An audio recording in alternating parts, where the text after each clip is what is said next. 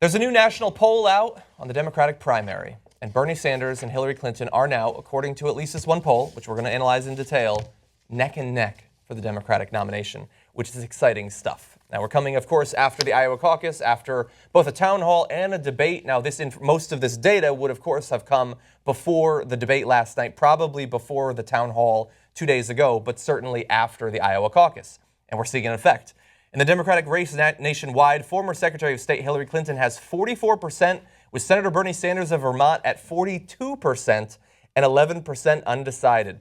This compares to a 61-30 Clinton advantage in a December 22 survey by the same Quinnipiac University polling methodology. So this is comparing apples to apples. Now, this is one poll. One poll can be an outlier, but we are comparing Quinnipiac versus Quinnipiac about 2 months ago, and her massive lead, almost 30 points, has seemingly disappeared. You have a margin of error of about, I believe, 2.9% in this poll, which says that 2 points is actually within that margin of error. And we thought that there would likely be some movement after Iowa, perhaps after the town hall. And it seems like we are, in fact, getting that. I'm going to have some more data, but first, your reaction on the biggest portion from this poll. Well, you just got back from Bernie land in a big way, Jimmy. The word is they truly believe that he could be the next president of the United States without question. I've said it over and over, is that I don't understand all the criticisms of Bernie Sanders and his lack of ability to win just defy reality, right? Because every poll has him beating the Republicans bigger than has Hillary Clinton. And again, we all know that he'll inspire more people to come out to the polls, whereas Hillary will have the flip-flop. She'll have the more Republicans come out to vote against her and less Democrats to come out to vote for her. Yeah. So it's going to be... And he wins amongst independents. And he kills among independents. So again, it's obvious to me that even the people who are for Hillary aren't enthusiastic for her. It's a fear. It's you'll be sorry when Ted Cruz is president. Yeah. So it's all that stuff, and these polls keep showing that the more people hear about Bernie Sanders, the more they like it. And everybody says that it's the socialism. Oh, they're going to call him a socialist in the general.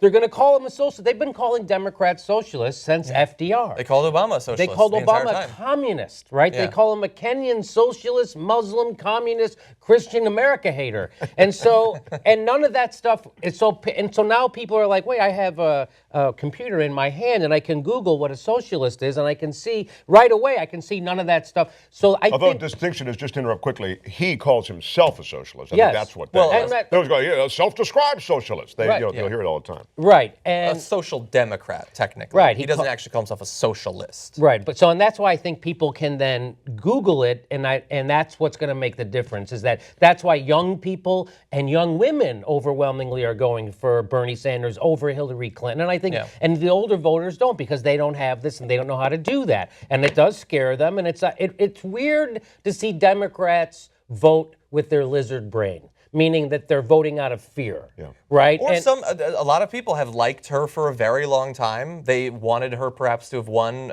to win against Obama last time. So there's certainly, I know people who really like her.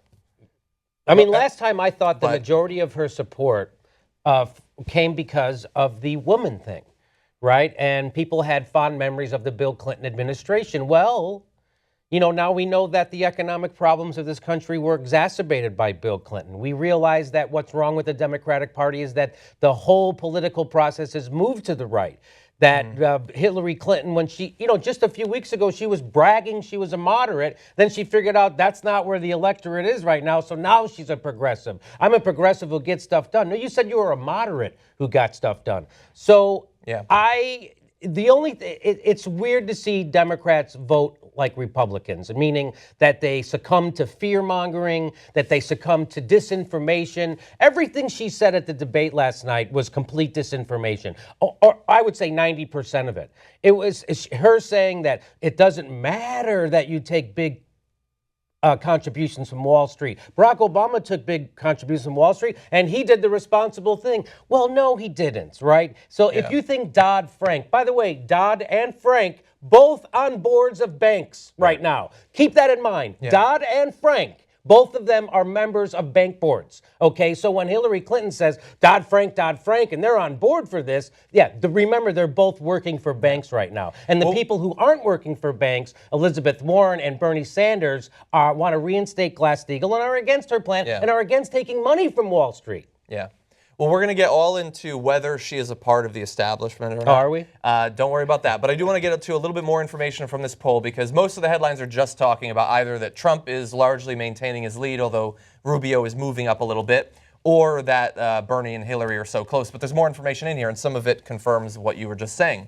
So overall, Sanders and Rubio are the strongest candidates in general election matchups. And when they include former New York City Mayor Michael Bloomberg, he tends to hurt Sanders more than he hurts any of the other top Republican contenders, which I think we would have expected. Now, let's talk about electability. We've been bringing this up in the past. We've got new numbers now. So general election matchups. Clinton versus Trump. She beats Trump by 5 points, which is great. Sanders beats Trump by, that's 10 points there, which is twice as great if you're counting. Clinton versus Cruz. She ties 45-45. Sanders beats Cruz by 4 points. Cruz did just win the last caucus. There's some chance he could become the nominee. I doubt it, but there's a chance. Clinton versus Rubio. She's losing to Rubio by 7 points. Sanders and Rubio are currently tied. Now that's scary for me as a Bernie supporter, but it would be scarier to be down by 7, especially as Rubio is somewhat ascendant in the Republican Party right now. And by the way, keep in mind as you watch all these numbers, it's important to keep in mind that the country knows exactly who Hillary Clinton is. And they have as much information about her as they could have about any candidate at this point because she's been in the public eye for something like 25 years. Yes, if not more.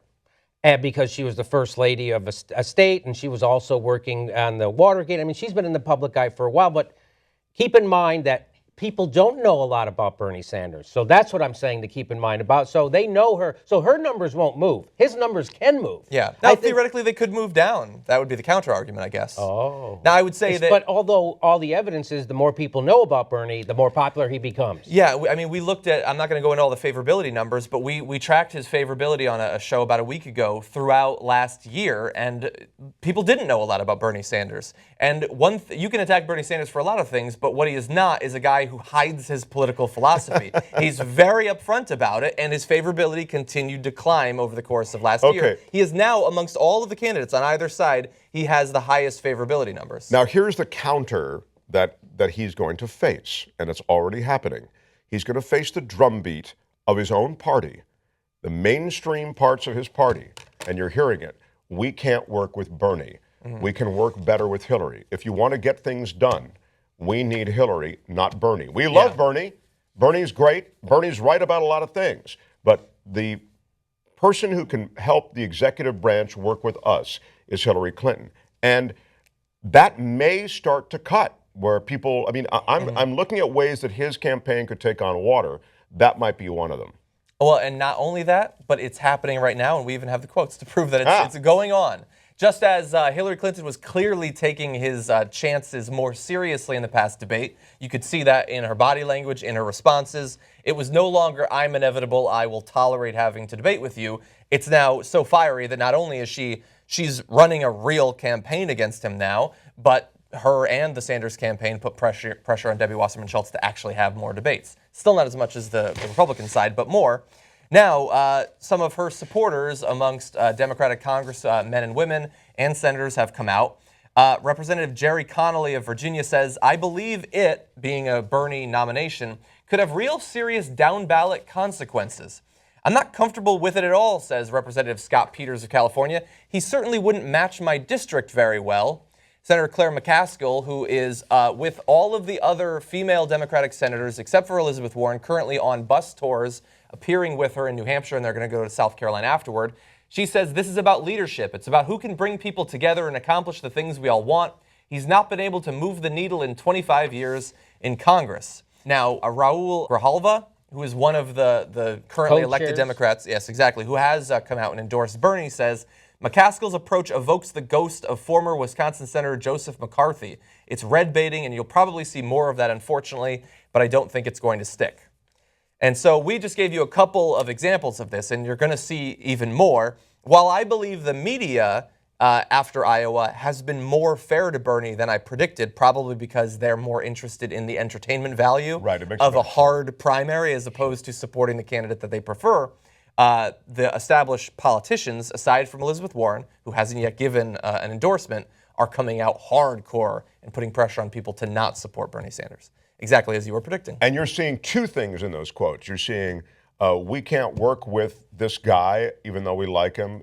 We'll get more done with Hillary. But you're also seeing there, which I didn't mention, you're seeing the effect on our electability, on our ability to control Congress and our ability to hold our seats. That's going to be affected if Bernie Sanders wins. Yeah. So they're talking about two things there. One of them. I don't know if it'll work. I don't know if Bernie Sanders is going to suffer at the hands of this. Yeah. But you're going to see more of it. Yeah, I mean, I would say it's entirely possible, and they're going to say it whether it's probable or not. But I think it's somewhat probable. But of the limited evidence we actually have, it's easy to say a candidate is going to inspire more turnout. The only evidence we have so far is the Iowa caucus, where he beat the polling. He was down 3 to 5 points in aggregate against Hillary, and he ended up losing by 0.3%. And we know that he won the youth vote by like 84 to 14 or something like that. So to the extent that we have any ability to show that he can bring more people out than polling would indicate, so far he is doing that. Now overall, fewer people came out in Iowa than did 8 years ago, which is somewhat scary. But overall, I mean, in a general election, if you're trying to get people to come out in favor of you and hopefully have a down ballot effect, I mean, you've got young people, theoretically, who don't often vote at high rates. He's currently destroying Hillary amongst them. You have independents, who he's beating handily against her. And we already know that her unfavorables are much lower, even amongst Democrats. Now, she is a popular Democrat, but she's far less popular amongst Democrats than Bernie Sanders, let alone amongst independents. And not that it matters as much, but against Republicans as well, because we know that whether it's fair or not, and it's certainly some mixture of the two, Republicans despise Hillary Clinton. Yeah. So I think it's perfectly legitimate to say that he might hurt them down ballot, but he might also help them. And it's harder to make the case that Hillary is going to inspire a groundswell of support amongst the groups that you typically need to do much better than predicted.